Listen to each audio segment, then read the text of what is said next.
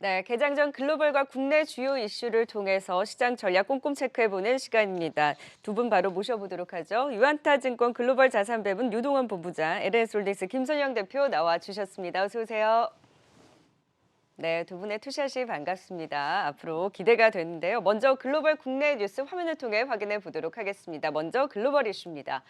미국 증시가 1월 ADP 민간 고용 지표 부진에도 불구하고 기업들의 실적 호조와 저가 매수가 유입되면서 설 기간 동안 4거래 연속 상승세를 보였습니다. 페이스북의 모회사 메타가 장 마감 이후 시장 예상치를 밑돈 4분기 실적과 실망스러운 향후 실적 전망치를 내놓으며 시간에 20% 넘는 급락이 나왔습니다. 반면 하루 전 구글 유튜브를 거느리는 알파벳은 지난 4분기 시장 예상을 웃돈 호실적을 발표하면서 장중 7% 급등, 오는 7월 20대 1 비율로 주식 분할을 결정했습니다. 글로벌 배터리 1인 중국 CATL이 지난해 순이익 3조 원을 넘기며 상장 이래 최대 실적을 시현했습니다. 다만 간밤 테슬라 리콜 소식과 함께 리비드 루시드가 급등 이후 급락에 나왔는데요. 엇갈린 뉴스 속 전기차 관련주들의 흐름 지켜봐야겠습니다. 국내 이슈 살펴보도록 하겠습니다.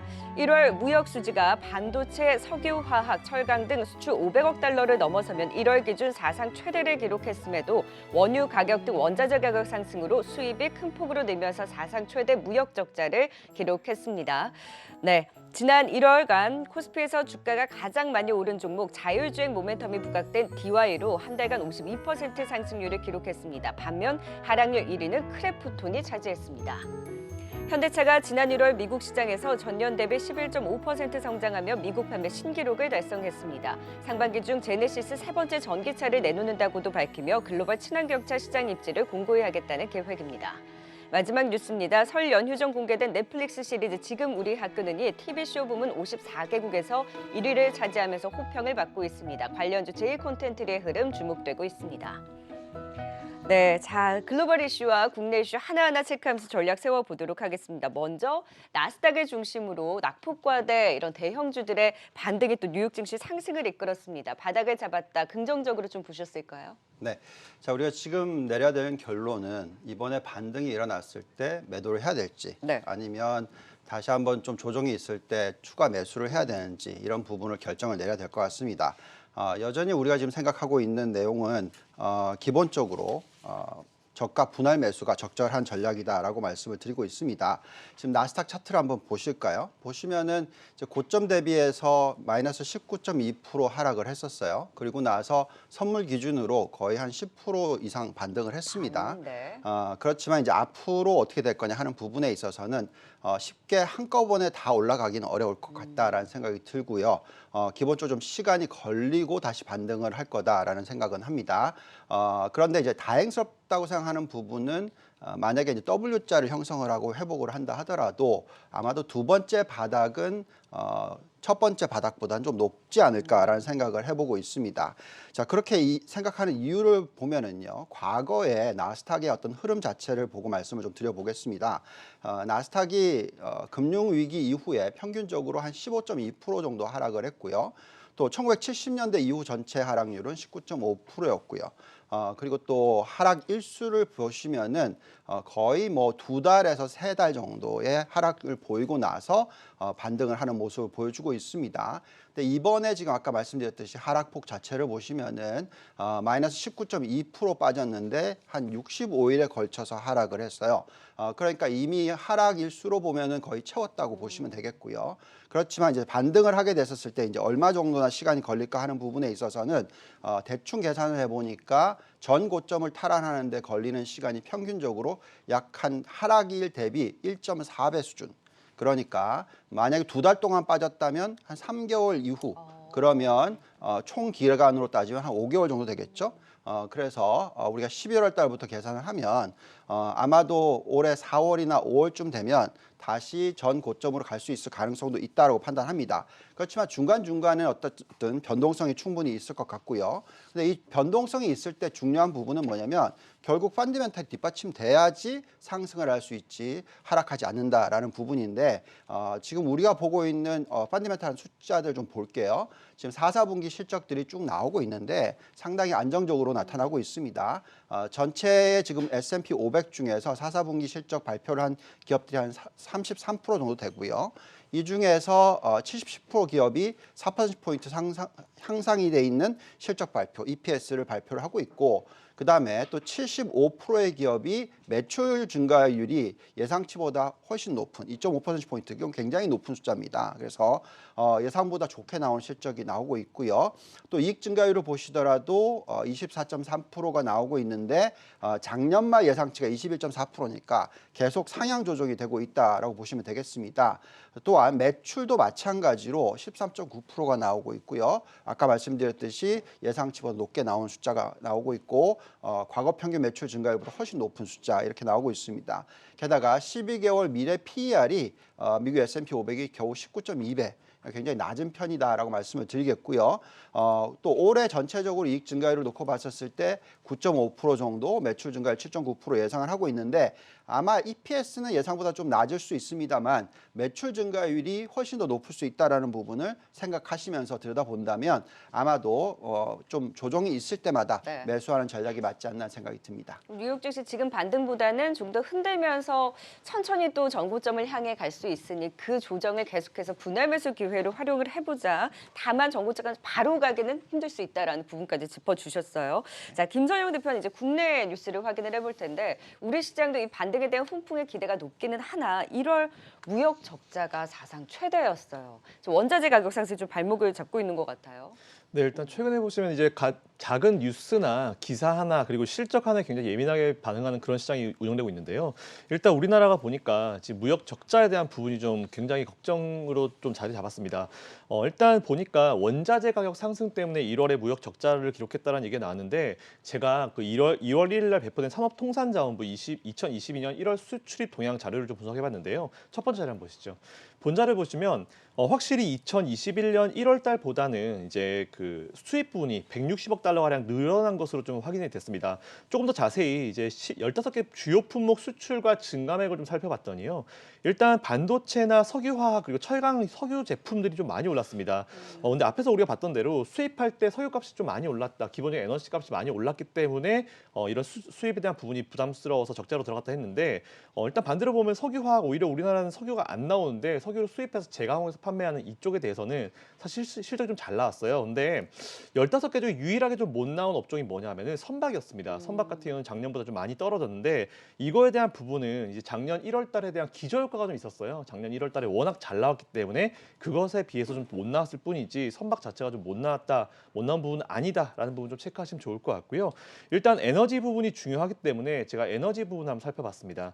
보시면은 주요 에너지 자원 수입 추인데요. 일단 원유부터 석유 제품, 가스, 석탄까지 나와 있는데 일단 증감률을 살펴보시면 일단 전년 동월 대비해서는 원유는 86.9% 그리고 석유 제품은 69%가 증가했고요. 가스 같은 경우는 너무 많이 올랐습니다. 187.8%가 올랐고요. 석탄 같은 경우는 216.1% 합계 122%가 증가한 수치가 나왔고요. 이게 전년 동월 대비해서도 이렇게 많이 올랐는데 전월 대비해서도 굉장히 많이 오는 수치가 좀 확인이 됐어요. 보시면 원유는 5.8%인데 제일 중요한 부분이 가스입니다. 가스가 지난달 대비해서 56.7%나 증가했다는 거는 여러분 잘 아시겠지만 지금 러시아와 우크라이나 관계에 있어서 가스값이 전 세계적으로 많이 올라오고 있지 않습니까? 그 부분에 대한 영향을 좀 많이 받을 수밖에 없었다라는 부분을 좀 팩트 체크를 해보실 수 있었고요. 어쨌든 일단 이런 에너지에 대한 부분이 워낙 부담이 좀 많이 늘었습니다. 이게 20-30%는 것도 아니고 전년 동월 대비해서는 최고는 216%, 적게는 69%라는 엄청난 증감률이 나왔기 때문에 에너지에 대한 수입 부담이 확 늘어서 이번 달에 전체적인 어떤 적자폭이 좀 늘었을 거다라고 좀 보고 있고요. 일단 최근에 보시면은 이제 지난 금융 위기와 코로나19 당시와 이제 1월 달을 비교하는 분들이 많아서 제가 이 자료도 가져와 봤는데 우선은 글로벌 금융위기 상황을 보시면 2008년도 11월과 2009년도 1월 달 보시면 수출과 수입이 모두 크게 감소를 했습니다.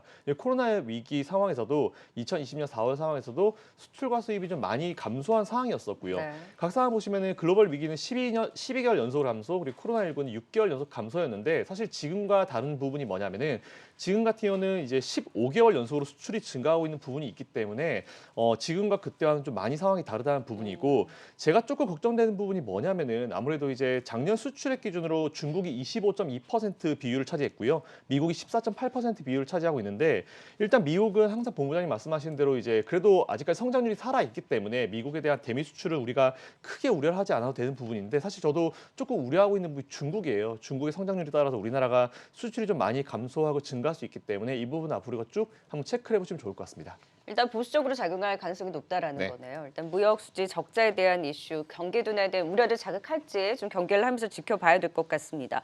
자, 미국은 분위기가 좋다. 왜냐하면 기업들의 실적이 잘 나오고 있으니까 알파벳 같은 경우에도 급등이 나오고 다만 시간 외에서 이제 메타라든지 퀄컴 같은 경우는 하락세를 보여서 기업들의 실적을 좀 면면히 따져봐야 될 것 같아요. 어떻게 맞습니다. 보셨어요? 정말 중요한 게 실적을 하나씩 다 들여다보셔야 된다는 부분이 되겠고요.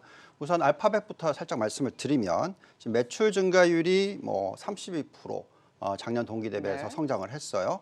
그리고 또 EPS도 예상치보다 훨씬 높은 숫자, 뭐 거의 10% 가까이 더 예상보다 높게 나왔습니다.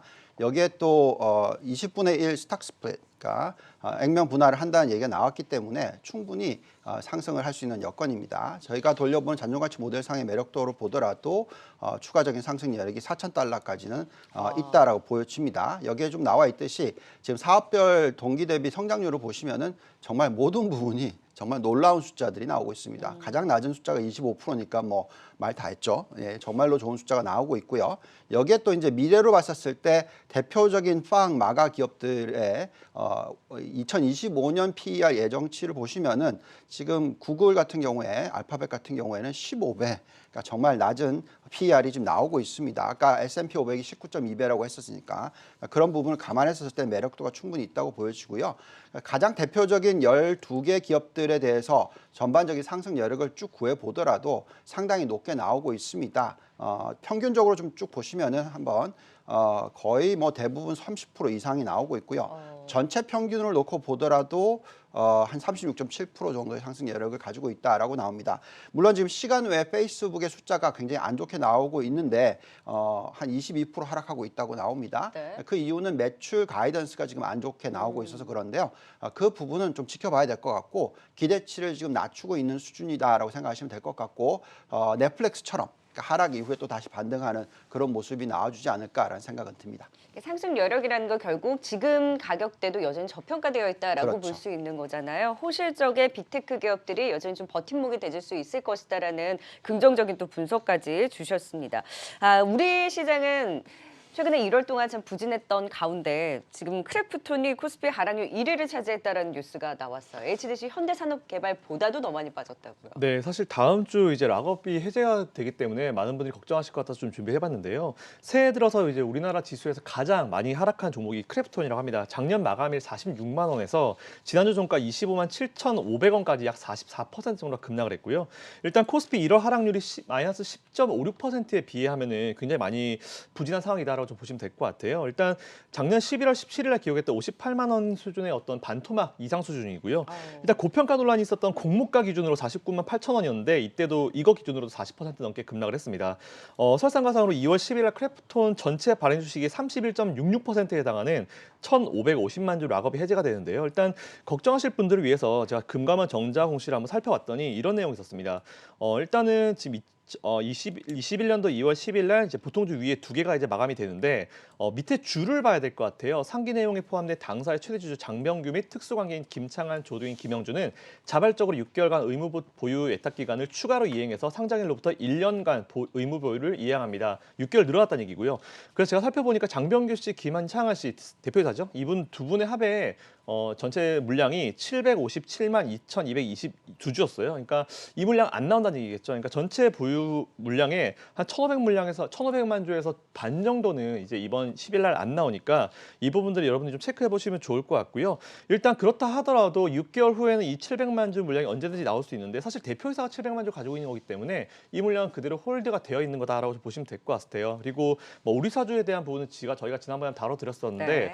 일단 이런 물량이 나옴에 따라서 앞으로 어떻게 주가 방향이 나올지는 좀 공부를 해보시면서 투자를 좀 이어가시면 좋을 것 같습니다. 그럼 결국 지금도 바닥 예단할 수 없다는 거네요, 크래프톤은? 네, 맞습니다. 앞으로 뭐 700만 주가 넘게 나올 것 같은데 사실 다행인 거는 이제 음. 이번 10일만 좀 잘 지나면 될 네. 것 같다라는 생각이 좀 듭니다.